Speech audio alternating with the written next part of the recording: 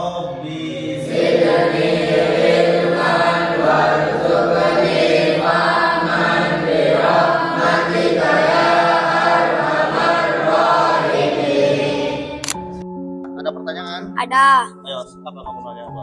Di dalam fikih Ya, itu kalau membaca niat wudu dari awal membasuh wajah. membasuh wajah. Ya. Tapi kemarin saya Ya. baca niatnya pas di pertengahan muka. Itu sah apa nggak, Ustaz? Sah nggak sih kita pas niat membasuh wajah kita udah pertengahan baru niat, sah nggak itu niatnya? Nah dengerin, kalau nanyanya sah atau nggak tidak niat itu sah. Kenapa dikatakan sah? Karena ada bahasa di fikih bahwa syarat niat itu pas wudu itu di awal membasuh wajah itu bukan syarat sah, tapi syarat iktidan, syarat diperhitungkan. Maksudnya gimana? Maksudnya gini, kalau kita, contoh nih, kita udah membasuh sampai sini, terus baru niat.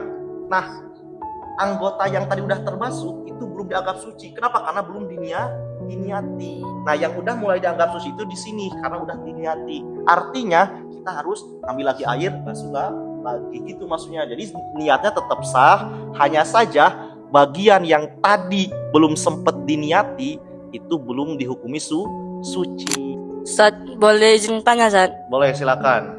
Kan semalam saya sholat subuh, Ustaz. Ya, Saya lupa doa kunut. ya, Dan saya juga lupa sujud sahwi. iya. Sah nggak, Ustaz, sholatnya? Nah, ada pertanyaan bagus.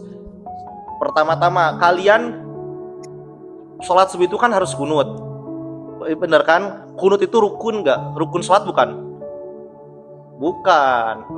Kunut itu bukan rukun sholat, tapi sunnah abad. Apa itu sunnah abad?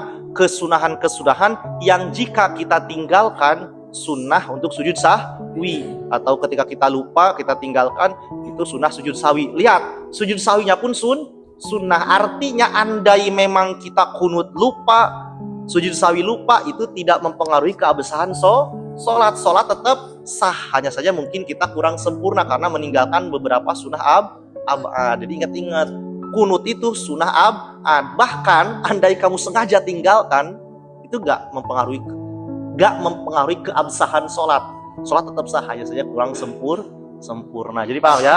Jadi walaupun lupa kunut, lupa sujud sahwi, sholat tetap sah. Paham sampai sini? Paham tum? Ada lagi pertanyaan kalian? Siapa yang mau nanya lagi? Ustaz, Apa boleh izin sih? tanya nggak, Ustaz? Iya, diizinin Ki.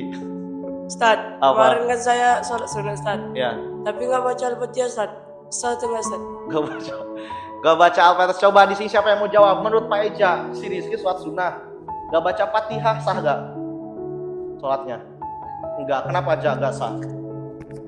Kenapa sholatnya gak sah? Karena Fatihah itu termasuk rukun. Kalau kita sengaja ditinggalkan, ya berarti gak sah. Meninggalkan dengan sengaja rukun itu gak sah. Jadi sih kalau tidak membaca Fatihah dengan saya ya tidak sah, karena itu rukun.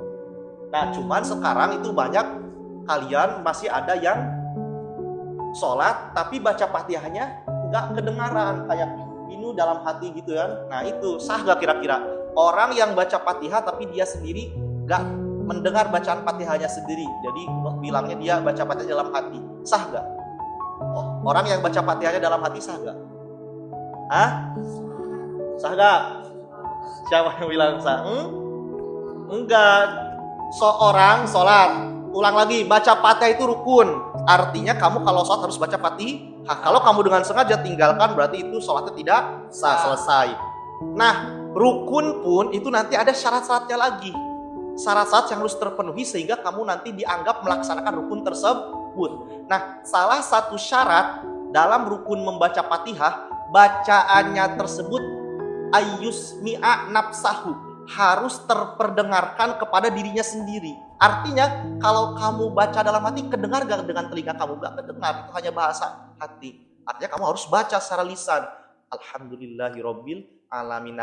Kalau kamu baca Fatihah tapi dalam hati, berarti kamu tidak memenuhi syarat membaca Fatihah. Ketika kamu tidak memenuhi syarat membaca Fatihah, berarti kamu seakan-akan tidak melaksanakan rukun tersebut. Ketika kamu dianggap tidak melaksanakan rukun, berarti kamu sholatnya tidak sah. Makanya dari sekarang belajar bahwa membaca Fatihah itu harus terdengar oleh kamu sendiri, nggak usah oleh orang di samping, harus kamu sendiri. Paham tum?